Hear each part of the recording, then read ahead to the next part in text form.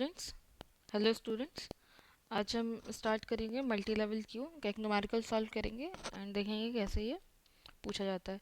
In this question ने पूछा consider the value table of 4 processes under multi level queue scheduling. Okay, Q number denotes the queue of the process. These are the queue numbers. Okay, and it is denoted like which process is in which queue. Okay, then process arrival time, bus time दिया है q and completion time. Priority of q1 is greater than q2, यानी कि q1 is given more preference rather than q2. q1 uses round robin and q2 uses fcfs. Okay, so now we will solve this problem. See, this is a single processor question, तो हम single process एक ही Gantt chart बनेगा। ठीक है, now सबका arrival time क्या है, 0 है, और P4 का अराइवल टाइम क्या है, 10 है। तो P1 P2 P3 आ चुके हैं और 1 1 2 इनका क्या है,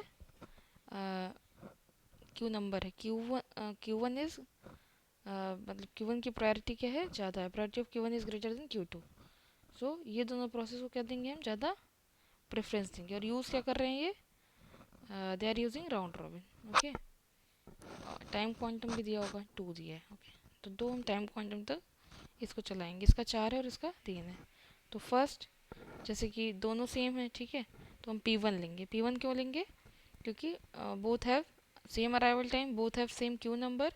बट जब सेम होता है तो हम क्या करते हैं, प्रोसेस आईडी लेते हैं। P1 की लोएस्ट प्रोसेस आईडी है तो हमने P1 को ले लिया। 0 से 2 चलाया P1 को। क्लियर। Q1 के रेडी क्यू बना लेते हैं यहाँ पे, P1 कॉमा।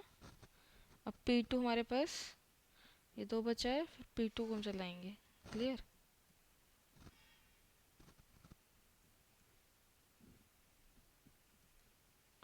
P2 को मैंने चलाया 2 टाइम क्वांटम 4 तक। ये क्या हो गया, 1 बचा। ओके, इसके बाद मैंने क्या किया है,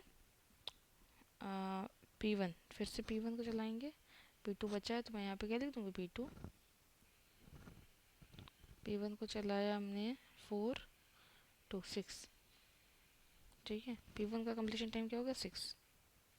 एंड P2 क्या बचा है, 1 टाइम क्वांटम बचा है 7 तक। क्लियर, ये ख़त्म हो गया P1 एंड P2 दोनों, और टाइम क्वांटम क्या है, 7। अब हमारा क्या शेड्यूल होगा, P3। बट P3 Q2 का प्रोसेसर क्या, Q2 क्या यूज़ कर रहा है, FCFS। No problem. P3 normally हम कितना चला लेंगे, जब तक कि P4 नहीं आ जाता। ठीक है, क्योंकि इसकी प्रायोरिटी Q1 की ज़्यादा है। 10 तक चला लिया मैंने। जैसे ही 10 पे ये आया, 5 यहाँ पे कर देते हैं इसको। जैसे ही 10 पे हमारा P4 आएगा, वैसे हम क्या करेंगे, P3 को रोक देंगे। अब हम P4 चलाएंगे। जैसे कि P4 में पता राउंड रॉबिन है, ठीक है, तो हम 10 से 12 चलाएंगे।